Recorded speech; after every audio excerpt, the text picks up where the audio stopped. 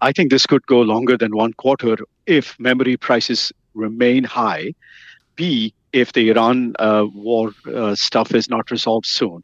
Because what typically happens in enterprise IT budgets is when you see times of uncertainty, companies hold back on their discretionary IT spending and only spend on things that are absolutely critical to them.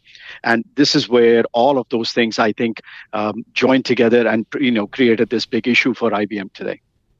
Is this a case of tech companies deferring budgets for anything that's not AI related? And if you don't, we're going to see this across a number of companies. Is that what's happening here? I think absolutely right in that case. And not just AI, it's actually hardware purchases. So if you have to update your servers, storage devices, etc., they're going to get more expensive next quarter. So you're going to divert all those fundings because remember, memory prices are just rising. So what happened in the case of IBM, their customers were basically saying that if we have to buy servers, we got to do it now because next quarter they're going to get more expensive. So all that funding got diverted. So that is one big area. So they may be related to AI and they may not be, but doesn't matter. You're buying more hardware today at the expense of other areas. So bad for IBM here today. What's the read across here, Anurag? I think it's going to be the same story, whether it's SAP, ServiceNow, Salesforce, Workday, all of them. Because what's going to happen is companies are going to scale back on subscriptions for those products and wait and buy more hardware so that they can allocate their budgets.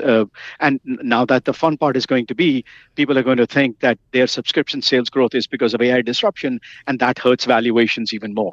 There's a movie, Anurag, I don't know if you watched it as a kid, Mary Poppins, where Admiral Blow's weather vane turns.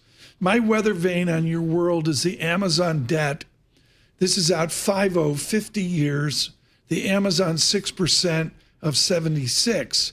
It's plunged in price. It's gone from 99 down under 95. What does that signal to you to see Amazon debt price down, yield up?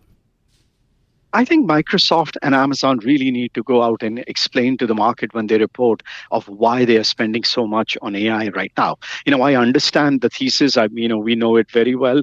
But at the same time, if the market is telling them if Microsoft valuation is down 40%, the CEO needs to come and explain what's the ROI on all that 190 billion that he's going to spend. And the same applies for Amazon. I think Amazon's slightly better positioned because of its own chips, but Microsoft has to do a lot more explaining right now. Paul, Microsoft $391 down to $381, down about $10. Yeah, just amazing. ASML, TSMC, the two largest chip makers in the world. We're going to hear earnings from them. Are people going to be just asking them, when can you guys make more chips? Is that going to be the simple question? Yeah, this is when can you go out and supply? What has happened in the last 3 years is so much of free cash flow has shifted from all things software to all of chip and hardware related stuff. And we don't see any signs of that slowing down in the near term. On top of that, cloud providers have to spend so much more on memory. Microsoft said they're going to spend $25 billion more this year on memory. Now, that number is going to climb because they gave that number back in April, and since then, memory prices are up again. Anurag, what is Neo Cloud? It's just a differential that this is a cloud that came up with only to do AI infrastructure spending. So that's either CoreWeave or Nebius. Now, when you look at your traditional cloud provider, which is Amazon or Microsoft, they are more CPU-based cloud providers, while the Neo clouds are just GPU-based stuff, and most of them are just reselling NVIDIA chips to people. Not chips, but chips as a service or GPU as a service. So what are the CPU guys going to do if they're forced to go GPU? I mean, that's the worry, right? But that's where all the money is going. So Amazon and Microsoft are buying most of their capex is going towards buying those GPUs so they can offer both things. Now, the advantage on the case of both Amazon and Microsoft is they have that CPU business that bringing lots of that free cash flow so that they can deploy for GPU related work. In the case of the Neo clouds, they're getting funding right now. There is no doubt about it. But if we ever run into a space when liquidity dries up, then they will have bigger issues than the likes of Amazon or Microsoft.